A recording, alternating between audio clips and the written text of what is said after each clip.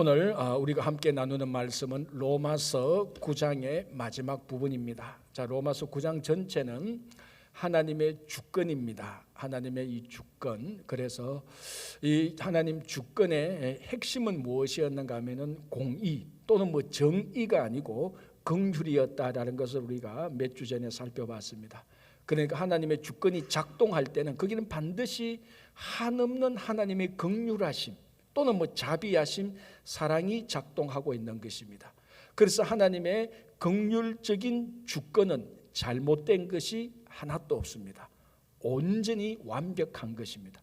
자, 그 하나님의 긍휼적인 주권으로 우리를 구원하시고 이 긍휼적인 주권이 역사하시는 한 예로 사도 바울은 토기장이와 진흙의 비유를 들었습니다. 그래서 토기장이가 절대적인 주권을 가지고 진흙 한 덩어리를 가지고 어떤 모양을 만들어도 이 진흙은 이의를 제기하지 않습니다. 그리고 이 진흙으로 토기장이가 진흙으로 무엇을 만들었다가 무엇을 깨 부수어도 이의를 제기하지 않고 그 깨어 부숨조차도 온전히 완벽하게 완벽하게 되는 것입니다. 그래서 우리 지난 주일에는 이 토기장이가 진흙을 가지고 만드는 두 종류의 그릇을 살펴봤습니다. 첫 번째는 진노의 그릇이었고 두 번째는 긍휼의 그릇이었습니다. 사도 바울은 이 긍휼의 그릇에 초점을 맞추어서 설명을 하고 있는데 이 긍휼의 그릇이 무엇인가 하면은 우리다라고 말을 했습니다. 좀 더 쉽게 말하자면 긍휼 안에 있는 담겨진 내용물이 무엇인가 하면 바로 우리인데, 그러면 우리는 어떤 사람인가 하면은 유대인 가운데에서 부르심을 받은 자들, 그리고 이방인 가운데서 부르심을 받은 두 종류의 부르심을 받은 자들이 긍휼의 그릇에 있었습니다. 그래서 우리가 지난주에 살펴본 대로 유대인 가운데서 부르심을 받아서 긍휼에 담긴 자들을 남은 자다 이렇게 말을 했습니다. 물론 남은 자라는 말은 없었지만은 하나님께서 남겨두셨다라고 말을 합니다. 이 남은 자에 대해서는 우리가 다음 이제 로마서 11장에서 11장 전체를 통하여서 남은 자에 대해서 살펴볼 것입니다. 그 전에 이미 사도 바울은 유대인 가운데에서 부르심을 받아서 긍휼의 그릇에 담긴 구원을 받은 사람들, 그 사람을 남은 자라고 말을 하고 이 남은 자는 다수가 아니고 소수였다는 겁니다. 이게 이제 문제가 되는 겁니다. 다시 말하면 긍휼의 그릇을 보니 구원받지 못할 것이라고 예상되었던 이방인들은 많이 구원을 받았고 유대인 전체가 혈통적으로 또는 출신으로 또는 아브라함의 조상이라는 그 이유로 모든 유대인들이 구원을 받을 것이라고 생각했는데 긍휼의 그릇의 뚜껑을 열어보니 극소수 남은 자들만 구원을 받았다는 것입니다. 이게 이제 문제라는 겁니다. 유대인들은 자기들이 다 혈통적으로, 인종적으로, 출생으로 구원을 받을 것이라고 생각을 했거든요. 자, 그런데 아주 극소수 남은 자들 유대인만 구원을 받았고 많은 이방인들이 구원을 받았습니다. 자, 오늘 본문 9장 30절에서 33절은 바로 이 부분을 바울이 다시 한번 더 설명을 하고 있습니다. 왜 이런 일이 일어났는가? 왜 긍휼의 그릇에 이방인들이 많고 유대인들은 극소수밖에 없는가? 그걸 이제 설명을 합니다. 자, 30절 보겠습니다.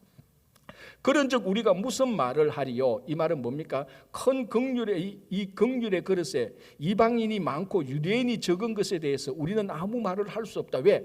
하나님의 긍휼적인 주권으로 역사하셨기 때문에. 자, 그다음 보겠습니다. 의를 따르지 아니한 이방인들이 의를 얻었으니 곧 믿음에서 난 의요. 의의 법을 따라간 이스라엘은 율법에 이르지 못하였으니 어찌 그러하냐? 이는 그들이 믿음을 의지하지 않고 행위를 의지함이라. 자, 다시 한번 간단하게 설명하자면은 이방인들은 원래 의를 추구했던 사람들이 아닙니다. 왜? 사실은 이방인들은 율법을 받지 않았기 때문에 의가 무엇인지 알지 못하는 사람들입니다. 이방인들은 의를 몰랐고 의를 추구하지 않았지만 믿음의 의지에서 의에 도달했습니다. 자, 여기서 도달한 의는 구원의 의를 말하는 것입니다. 자, 반대로 유대인들은 율법을 알았습니다. 그래서 율법적인 의를 알았습니다. 율법을 통하여서. 그래서 부지런히 열심히 의를 추구했습니다. 그런데도 아이러니하게 의를 추구했던 유대인들은 구원의 의에 도달하지 못했습니다. 왜냐하면 믿음 대신에 행위에 의지했기 때문입니다. 여기에 하나의 역설이 있는 것입니다.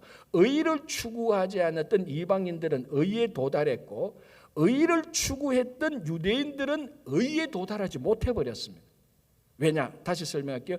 의를 추구하지 않았던 이방인들은 믿음을 통하여서 구원의 의에 도달했고, 의를 추구했던 유대인들은 행위를 의지하다가 구원의 의에 도달하지 못했습니다.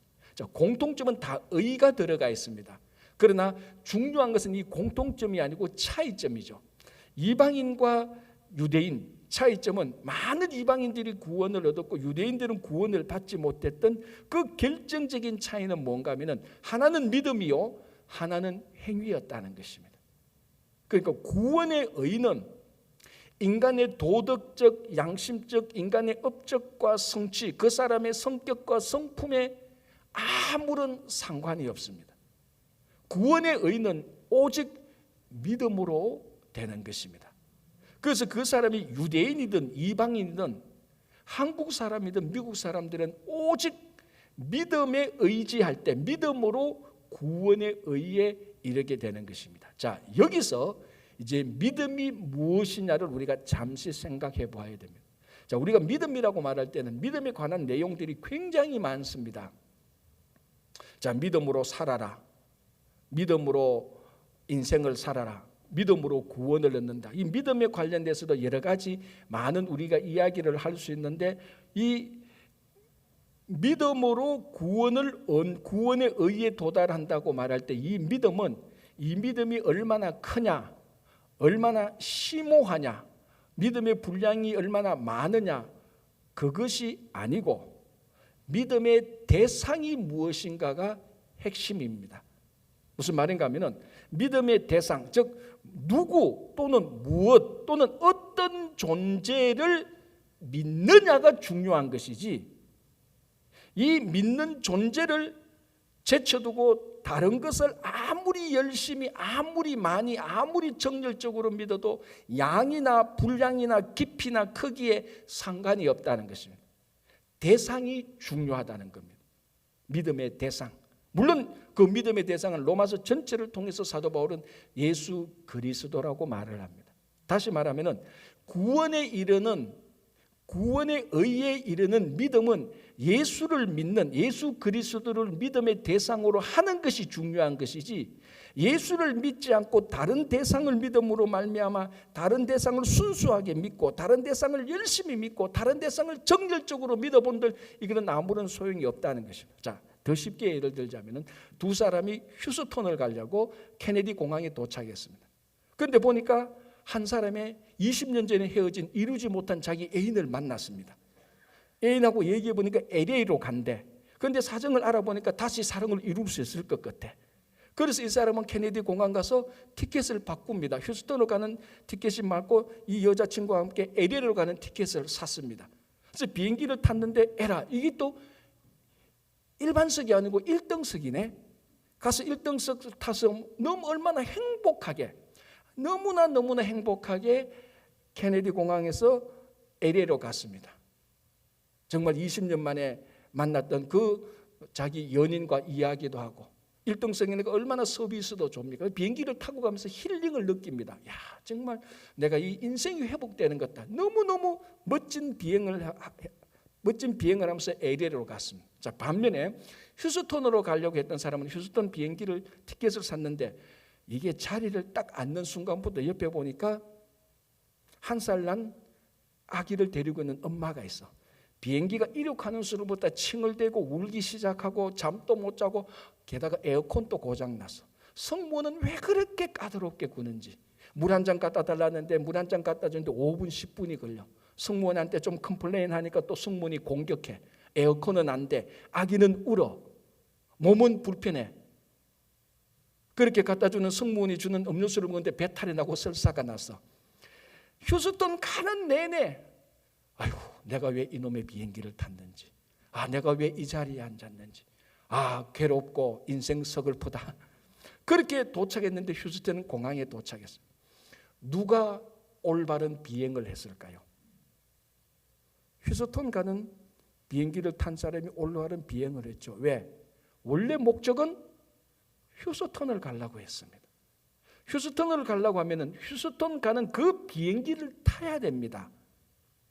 휴스턴 간다고 해서 아주 멋지고 아주 자기가 사랑하는 사람이 있고 에어컨이 잘 나오고 모든 게 다 좋아한다 할지라도 LA로 가는 비행기를 타면 그 비행기는 휴스턴으로 가지 못한, 이게 바로 믿음의 대상을 누구로 정하느냐고 똑같은 이유입니다. 자, 우리가 예수를 믿고 인생을 살아갑니다. 그런데 예수 믿는 인생이 어떨 때는 세상적으로 볼 때 성공도 못하고 병도 걸리고 자녀들도 속썩이고 사업을 하는데 망한단 말이죠. 그런데 저 친구는 예수도 안 믿어. 모든 게 다 잘 되는 것 같아. 자, 그러면 이 사람은 예수를 믿지 않고 인생을 잘 살아. 바로 이 사람은 케네디 공항에 와서 휴스턴으로 가려고 하다가 LA로 가는 비행기로 다 갈아탄 사람들. 결국 이 사람이 가는 것은 아무리 좋은 비행기를 타고 아무리 멋진 원더풀 라이프를 살았다 할지라도 이 사람은 LA로 갑니다. 구원의 삶이 없습니다. 그래서 구원의 의는 믿음의 대상, 즉 우리가 휴스턴으로 가려면 휴스턴 가는 비행기를 타듯이 영원한 생명을 얻고 구원을 얻으려면 예수 그리스도를 믿는 그 믿음의 대상을 분명으로 함으로 이루어지는 것입니다. 그런데 유대인들은 그 구원의 의에 도달하기 위해서 예수를 믿지 않고 자기 행위를 했습니다. 자기 행위에 의지했습니다. 행위가 아무리 멋지고 아무리 사람들로부터 존경받고 인정받는다 할지라도 이 행위 가지고는 구원에 이르지 못합니다. 마치 LA로 가는 비행기를 탄 사람하고 똑같습니다. 비록 연약하고 부족하고 형편없는 인생을 산다 할지라도 예수를 믿을 때 그 믿음의 대상을 분명히 할 때 휴스턴으로 가려고 했던 사람이 휴스턴으로 가는 것하고 똑같습니다. 그래서 이방인들과 유대인의 구원의 의의가 여기에서 결정이 나는 것입니다. 그래서 여기에서 말하는 믿음은 아무리 크고 아무리 좋다는 것이 아니고 믿음의 대상이 무엇인가가 분명해야 되는 것을 말하고 있습니다. 자, 대신 유대인들은 뭐라고요? 자기 행위를 의지했습니다. 여러분, 우리 성경을 보면은 이미 구약에서도 행위를 의지해서 구원을 얻는다는 이 내용은 하나도 없습니다. 자, 아브라함을 볼까요? 하나님이 갈대아 우리는 아브라함을 불렀습니다. 왜 불렀죠? 아브라함을 보니까 착할 것 같아서, 순종할 것 같아서, 성품이 좋아서, 업적을 이루어서, 아브라함의 아내 사라가 예뻐서 하나님이 아브라함을 부른 것은 아닙니다. 하나님의 긍휼적인 주권으로 그냥 아브라함을 불렀습니다. 그 부름에 순종한 아브라함이 어떻게 의롭게 됩니까? 창세기 15장 6절, 아브라함이 여호와를 믿으니 이 믿음을 의로 여겼다라고 말합니다. 이미 아브라함 때부터 구원의 의는 믿음으로 이루어지는 겁니다. 그런데 유대인들은 율법을 지키다가 세월이 흐르다가 나중에 자기들의 출신 혈통을 보다가 믿음으로 구원을 얻는 것 대신에 자기들은 태어날 때부터 구원을 얻는다고 착각을 하고 있습니다. 그리고 자기들의 행위에 의지해서 구원을 얻으려고 했던 것입니다. 오늘 사도 바울은 말합니다. 행위에 의지해서 얻는 구원은 결코 구원에 이르지 못한다라고 말을 하는 겁니다. 자, 다시 한번 다른 예를 들어볼게요. 지독히 말을 안 듣는 자녀들을 둔 아버지가 있습니다. 아버지가 이제 자녀들을 타이르고 꾸지람도 해보고 교훈도 해보니까 이제 더 이상 이 자녀들이 말을 안 들어서 아버지가 포기했습니다. 아버지도 이제 포기하면서 자녀들을 불렀습니다. 너희들이 매일 싸우고 내 말을 안 들으니 나도 이제 너희들을 버리고 집을 나가겠다. 자녀들이 보니까 진짜 아버지의 얼굴을 보니까 진짜 사실인 것 같아요. 그제서야 자기들의 잘못을 깨닫고 아버지한테 사과를 합니다. 아버지 우리가 잘못했어요. 이제 우리 집에서 안 싸우고 아버지 말 잘 들을 테니 제발 집 나가는 것만 하지 말아 주십시오. 그런데 아버지의 결심은 이미 있었습니다. 안 된다. 너희들이 착하게 살든 나쁘게 살든 나는 무조건 집을 나간다. 그러니까 이 자녀들이 묻습니다. 아버지 그럼 어떻게 집을 나가서 어디로 갈 겁니까? 물었습니다. 그러니까 나는 내일 밤에 배를 타고 노를 져서 하와이로 갈 거다. 이 자녀들이 딱 들었습니다. 자녀들이 땀방에 가서 회의를 했습니다. 어떻게 결정을 냈는가? 아버지가 배를 타고 하와이로 간다고 하니 우리가 오늘 몰래 아버지가 타고 갈 배에 긴 로프로 묶어가지고 부두에 묶어두자. 그럼 아버지가 그 배를 타고 노를 지어서 못 갈 것 아니냐. 그래서 이 자녀들이 몰래 아버지가 타고 갈 배에다가 그 배 밑창에다가 긴 로프로 묶어가지고 부두 한쪽 구석에 딱 감춰서 묶어놨습니다. 밤이 되었습니다. 아버지가 드디어 자기 결심대로 짐을 싸서 그 배에 타서 노를 저어갑니다. 밤새도록 좀 캄캄한 밤을 새벽이 되었는데 마침 그 새벽에 그 바다 안개가 가득히 찼습니다. 그러다 보니 이제 이 자녀들이 새벽에 깼습니다. 아버지를 찾아보니 아버지가 진짜 없고 아버지가 나갔거든요. 이 자녀들이 부두에 갑니다. 부두에 가서 아버지를 부릅니다. 아버지 괜찮으세요? 별 문제 없어요? 이렇게 불렀습니다. 그 아버지가 배를 한참 저어갔다가 아버지가 자기를 부르는 소리를 듣고 뭐라고 대답했는 줄 압니까? 이런 하와이에서 나를 아버지라고 부르는 인간들은 도대체 누구냐라고 말을 했다는 거예요. 이 아버지는 바다 한계로 지금 자기가 하와이 왔다고 생각하고 있는 거예요. 근데 실상은 뭡니까? 그 배가 긴 로프에 붙들려 가지고 그 항구에서 몇 피트만 나갔지 거기서 뺑뺑 밤새도록 노를 저은 거예요. 자기가 착각하고 있습니다. 나 하와이 왔다. 이게 행위에 의지해서 구원 얻는다고 생각한 인간의 착각입니다. 여러분, 모든 인간은 내 인생의 배는 죄라는 항구에 딱 매여 있습니다. 이걸 끊을 수가 없습니다. 자기가 착각하고 있지. 나는 이 노를 열심히 저어서 배를 저어서 저 하와이까지 간다. 그래서 열심히 살고 착하다. 나는 법 없이 산다. 내 성품은 착하다. 저 예수 믿는데 저 못된 것 봐라. 저보다는 내가 더 낫지 않느냐. 그렇게 말을 하면서 이 유대인들이 자기 행위를 의지한 것처럼 살아가는 사람들이 얼마나 많은지 모릅니다. 그런데 실상을 보면은 그 자리에서 계속 노를 저은 거하고 똑같습니다. 여러분, 아무도 자기가 노져서 구원의 하와이는 못 갑니다. 배 타고 못 가고 비행기 타면 갑니다. 그 비행기가 믿음으로 가는 거하고 똑같습니다. 오늘날에도 많은 성도들이, 교회 다니는 많은 성도들이 여전히 이 유대인처럼 자기 행위를 의지하려고 합니다. 자기 행위를 의지하게 될 때 자기 의가 드러나는 겁니다. 그래도 내가 이만큼인데, 그래도 내가 저 홍길동 집사보다는 낫지, 저 인간은 구원 안 받아도 나는 이만큼인데 그래도 나는 구원 받을 것이라는 은연중에 자기 착각에 빠지고 밤새도록 바다 안개가 가득한 그 바다를 노를 졌습니다. 한치도 못 나가는 거하고 똑같습니다. 그래서 오늘 사도 바울은 말합니다. 32절에 어찌 그러하냐, 이는 그들이 믿음을 의지하지 않고 행위를 의지함이라. 여러분, 하나님의 구원의 의는 오직 예수를 믿어서만 도달하게 되는 것입니다. 다른 방법이 없습니다. 자, 그 다음에 이렇게 되어 있습니다. 부딪힐 돌에 부딪혔느라 기록된 바, 보라 내가 걸림돌과 그치는 바위 위를 시온에 두노니 그를 믿는 자는 부끄러움을 당하지 아니하리라. 자, 이 말씀은 사도 바울이 구약 이사야에 있는 말씀을 인용해서 말하고 있는데, 원래 이 말씀을 했던 이사야 선지자는 어떤 역사적인 상황에서 이 말씀을 했는가 하면은, 자, 이사야 선지자가 사역할 때 아수르 사건과 크게 두 번 관련이 됩니다. 첫 번째는 제가 지난주에 했던 사건하고 똑같습니다. 이사야 선지자가 활동할 때 아하스 왕이 있을 때에 이 아수르가 이제 막 강대국으로 막 부상했습니다.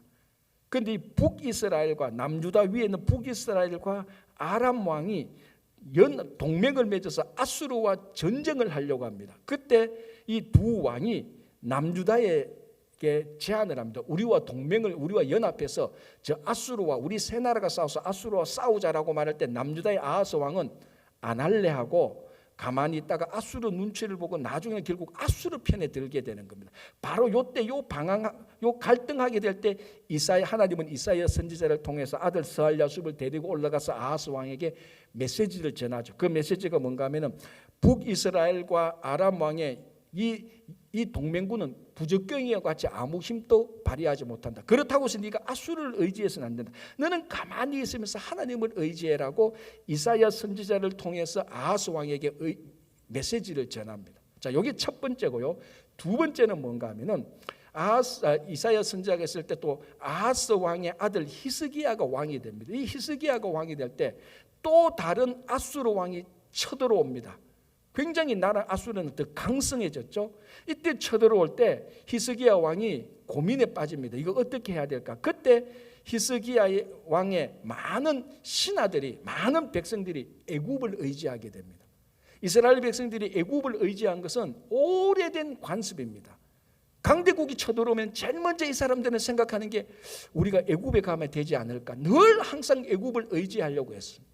바로 그때에 이사야 선지자가 히스기야 왕과 아하스 왕에게 했던 말이 이사야 28장 16절인데요. 제가 읽어드릴게요. 이렇게 되어 있습니다. 그러므로 주 여호와께서 이같이 이르시되 보라 내가 한 돌을 시온에 두어 기초를 삼았노니 곧 시험한 돌이요 귀하고 견고한 기초돌이라. 그것을 믿는 이는 다급하게 되지 아니하리로다. 요 이사야 28장 16절 말씀을 사도 바울이 오늘 요 본문에서 인용한 겁니다. 무슨 말인가 하면은 이사야 선지자는 아하스 왕과 히스기야 왕이 이렇게 말합니다. 여호와께서 이 시온의 예루살렘에 기초석을 두었다. 이 기초석을 두고 의지하는 사람은 살아남게 된다. 이 기초석이 뭔가 하면 여호와를 의지하는 것을 말합니다.